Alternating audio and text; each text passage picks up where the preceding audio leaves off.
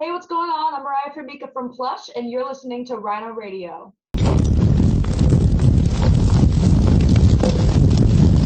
Subscribe. So just to start things off, how have you been? I've been good. I just trying to, I guess, keep occupied during this weird time. But yeah, I've been great. Thank you for asking. No worries. So, how did Plush come about then? Yeah, so I for a while I had my own solo thing going on from the time I was like I don't like 12 maybe. And I had a backing band and it was great. It was a lot of fun. We experienced a lot of, great, amazing times together. But, as you get older and you go, there's a reason in the season for everyone and everything in your life. And we just kind of realized we weren't exactly 100% happy with what we were doing anymore. And we all just kind of wanted to go our own ways and our separate ways. And then I thought, at the same time, I just so happened to discover Brooke on Instagram. And I was like, holy crap, this girl is only 16. She was 16 at the time. And I was just like in shock. I was like, this girl is so awesome. It would be a dream to just to jam with her. Um, and I found out that she only lived like 40 minutes away from me.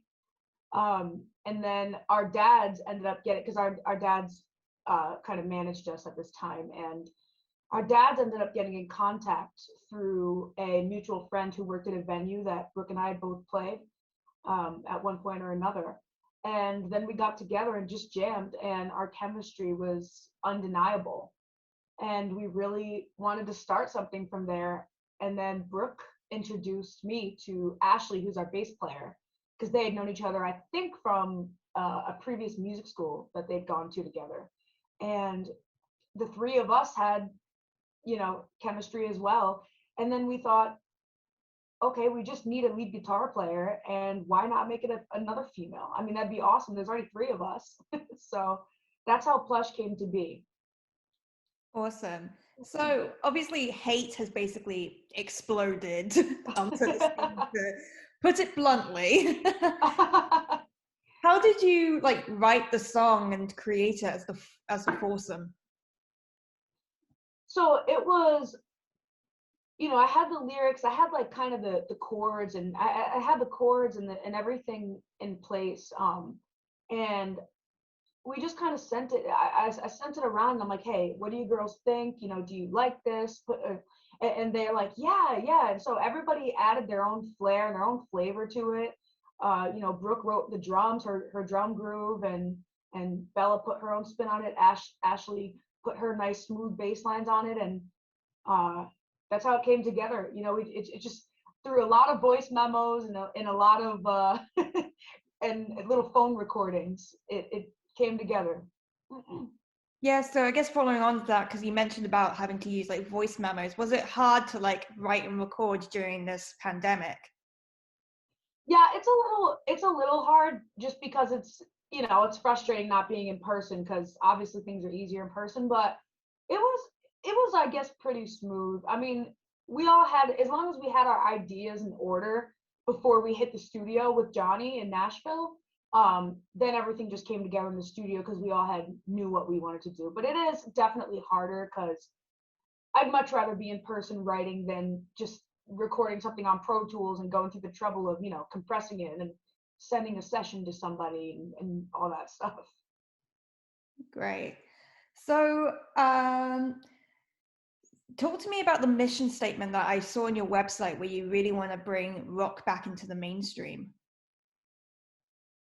Yeah, it's always been a big goal of mine, and a dream, to at least try and help the future of rock, and try and hopefully,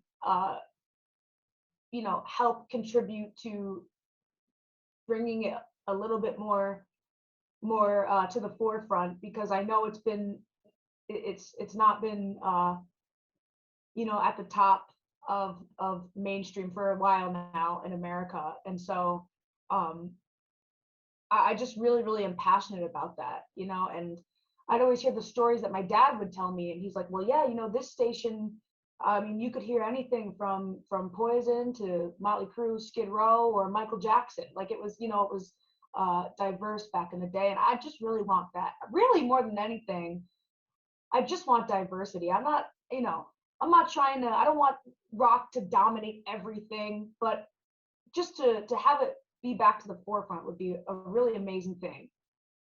You just kind of want like a level playing field for all genres. Yeah, that's all. That's really all, because I love all music. I mean, I love pop too, you know. I mean, obviously my soul is rock and roll. But I really do love all music, and that's all I really wish for and hope to at least try and touch on with Plush, because I think it's reasonable to want a fair, you know, playing field in your art, you know. Absolutely. And like music just takes a lot of influence from pretty much every genre. So Exactly. equal playing field would just show just the beauty of music coming together rather than just like fighting against each other. Exactly. And there's way too much of that nowadays, you know? Way too much fighting against each other, and even within own genres there's too much, like, I don't know. It's just needs to be more united, in my opinion. Preach there. So I found you guys through a Blabbermouth article that talked about hate, and they mentioned a lot about you like being the female band, like female, all women, and seem to put your gender on the forefront. How do you feel about that? um I mean, like, look, I'm not gonna sit here and be like it's not cool. It's not like, it's always cool. I'm always happy to see more female bands, and I think it's something that is very unique. You know, there hasn't been a lot of all girl bands that have really kind of uh been mainstream in a while. So it's, you know, or at least in rock and roll. So it's cool, but I don't think that it should be the main focus, just because it's you know, uh if you rock, you rock. I don't, you know, I don't think it matters if you're a male or a female. But it is cool, given the history of females, you know, being treated as maybe inferior in rock and roll. It is cool to have all female bands, but to really just like, we get it. It's an all female band. You don't have to keep, you know, beating it. You don't have to keep mentioning it. So yeah, I guess that's where I stand with it. It's really cool, and I think it's something to be excited about, but I don't necessarily think that that's what sells us, or should be what sells us. You know, I think that we should just speak for ourselves regardless of our gender. I mean, that's basically what my radio show, with the show kind of speaking on technically. I mean, it's all about like showcasing women in music, but because of their music, and because like I want to see them like on the level playing field that men get, because they pretty much Exactly. get electricity, and women should get that kind of same amounts. And non-binary people and anyone, what people identify as and what people are, that should be, Exactly. that shouldn't matter. It just be the music and Right. equal playing field, you know? No, exactly. I totally wholeheartedly agree with that. It's just, you know, it's not, it doesn't matter what, you know, you got going on downstairs or up here. It doesn't matter, you know. If you make great music, you make great music, and that's all that matters, you know. And if you have a message, you have a message, and that's what matters to me anyways. It's what matters. Brilliant. So have you written other songs aside from Hey, and when are we likely to hear them? We have written other songs aside from Hate, and we're not exactly sure when they're going to come out, but they're definitely going to be out within the year, I believe, and hopefully an album too. So but I'm not exactly sure. I can't give like a time frame or anything right now, but you can definitely expect new music. And when that new music is released, be sure to hear it on my show on Forever Forte Rhino Radio. Trust me, Awesome. whenever like bands, big or small, when they drop music, it's like immediately add that to the set list. Right. It's exciting. It's exciting whenever new music is out. It could be a band I never even heard of, and I'll see it like somewhere on social media, and it's like, oh, this so and so dropped a new song. I'm like, awesome, let me go listen to it, you know? So as I have mentioned, like the song Hate has exploded and a lot of people have like put it onto other radio shows talking about it. How do you feel about like the reaction that it's received like online and from new people becoming fans? I'm super, super grateful. I honestly, I didn't, it was something that I didn't really, like when we put the song out, obviously we hoped for a great response, but it's not like this was expected. I just wanted to share, you know, we wanted to share our music with the world, and you know, fortunately, we're super grateful that people were really receptive to it, um and we found that it resonates with a lot of people, and that is the beauty of music, you know. So I am so incredibly grateful, because it's a dream. It really is a dream. I mean, that's all you can hope for, right? Is that you show your art and people resonate with it, you know?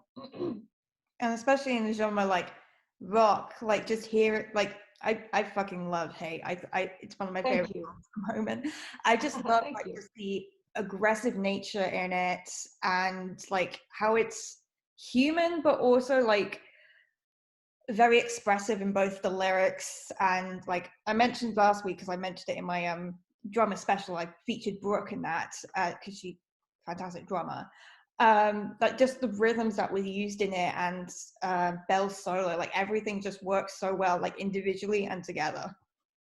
Thank you. Yeah, I am so honored to be working with, you know, other badass females and like-minded musicians who are also super talented, and everybody adds their own flavor. And you know, Brooke with her beats, it's just, and her drums sound huge and powerful. And you know, I'm glad that the aggression comes through too, because you know, I mean, that's really what the song is. It's aggressive and it's painful. Those are really the two main emotions, you know. And that's really what I was feeling when I wrote the song, for those two emotions. So I'm glad that they come through. Brilliant. You mentioned that like rock and roll is basically your soul. Who would you say are your biggest influences in like your sound and style? I mean, my biggest influence when it comes to, because my first instrument that I ever picked up was guitar, around 5 or 6, and I didn't start singing until like 9 or 10. And Aerosmith, and particularly Joe Perry's guitar playing, really inspired me to pick up a guitar. So as far as like uh, that goes, he was my first ever influence. But vocal influence, and you know, who's more of an influence as to who I am now, definitely Evanescence. I mean, Amy Lee, hearing Amy Lee's vocals at like 11 years old, that really inspired me to run with singing and to get vocal lessons. And I just fell in love with Evanescence. And it probably not a shocker, but you know, also Hailstorm was a huge influence on me, because I had like a little kid band when I was around 11 or 12, and I played guitar and I sang, and I'd never seen another female really sing and play guitar, I guess, because all the bands that I looked up to when I was younger were all male bands, you know. And seeing people like Lizzie Hale, because it's great, there's Joan Jett and stuff, but there was never a Joan Jett of my generation, and that was Lizzie Hale. So it was amazing. It was like a spiritual moment the first time that I saw Hailstorm live as an 11-year-old girl. Oh, that is so sweet. So speaking of like, hopefully when live shows come back, would you ever tour the UK, and which cities would you like to perform in this weird place that I live here? Of course I would love to come to the UK. I've always wanted to play there, and I've had a few people DM me from the UK, and they're like, hey, I love you over here, and it'd be awesome if you came here. And I guess I mean, I'd be willing to play anywhere in the UK. I honestly, I mean, it'd be really cool to play anywhere there. Love it. So I think you mentioned that you were in the process of writing an album. How's that going? We're not necessarily writing an album right now, but we hope to, pretty soon. We are writing many songs that probably will end up being on an album. And as far as writing songs, that's going great. I just really, really enjoy working with these other girls, and seeing what we all come up with together. It's great. All right. Just to wrap things up, what is next for Plush? What's next for Plush is really just, hopefully we'll come out with an album. That really is a big goal of ours. But aside from that, people can definitely expect more singles from Plush. We have singles that are ready to go, and they can expect to.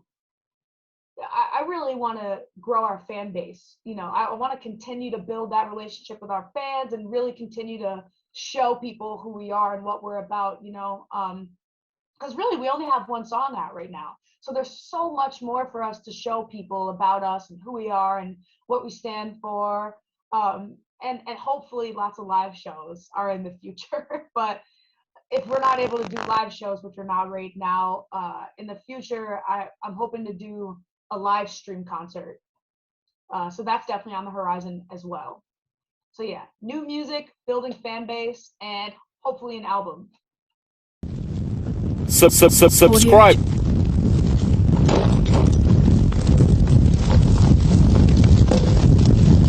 Subscribe.